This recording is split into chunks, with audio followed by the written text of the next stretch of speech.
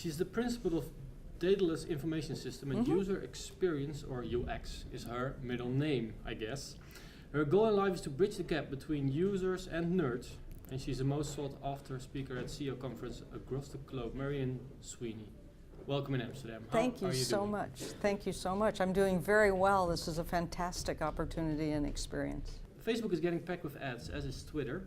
From a UX point of view, that's not that great, I think. From your professional standpoint, is there a big future for social advertising and search advertising on big social media platforms, do you think? In my previous position with Portent, we found that social advertising did very well. So when you look at the volume that exists with regard to Twitter or Facebook, you can see that a small percentage of that would be significant for the advertiser. In terms of the experience, I appreciate that Twitter keeps the ads at the bottom of the screen, so they don't interfere with the reason that I'm there, which is to catch up, to exchange information with my friends and my followers. So in that respect, I think it's very successful. Yeah.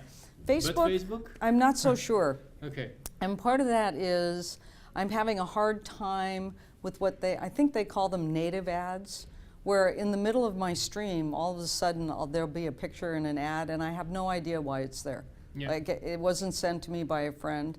It seems random, and I don't like it.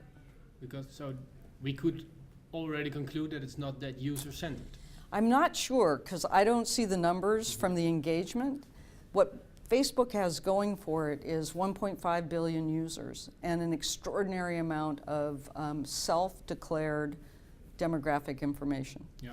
There is an expert, an SEO advertising expert in the United States, Marty Weintraub, who introduced to me the concept of Facebook psychographics. That is, being able to mine the data in Facebook so that if my client is a pet insurance company, I can find out, on Facebook how many people donate to pet causes, have pets, talk about, expensive dog food and medical supplies. So that idea, using that information, makes Facebook an appealing platform. Yeah, it'll be all about the data. Right. And not about the user experience. And personally, they don't care. No. And a bad user experience won't drive me away from Facebook. I will get annoyed at the ad. I won't get annoyed at Facebook. Okay. Thank you. UX is the new SEO. That's a statement from you. Yes.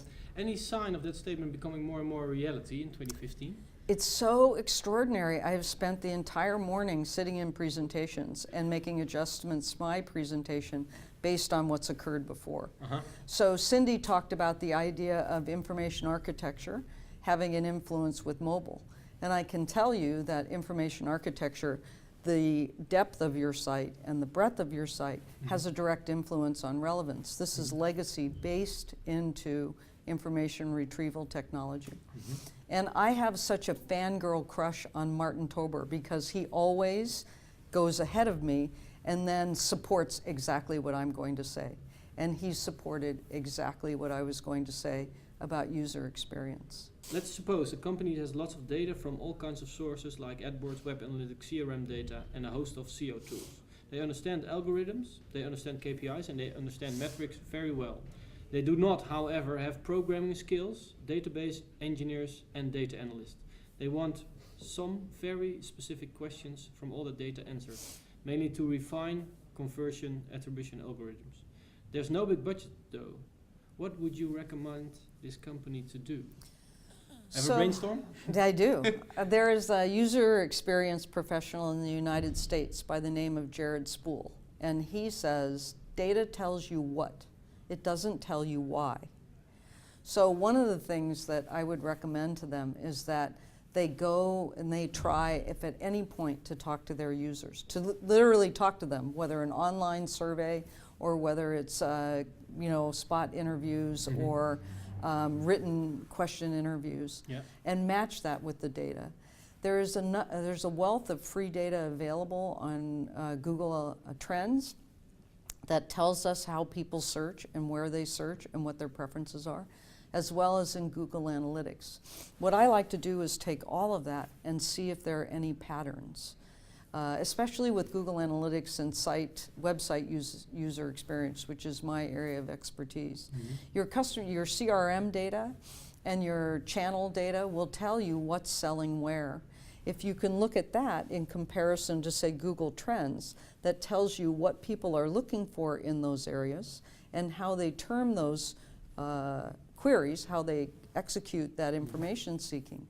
Then what you can do is start making changes on the website. And as we heard earlier today, testing changes, testing content changes. Okay.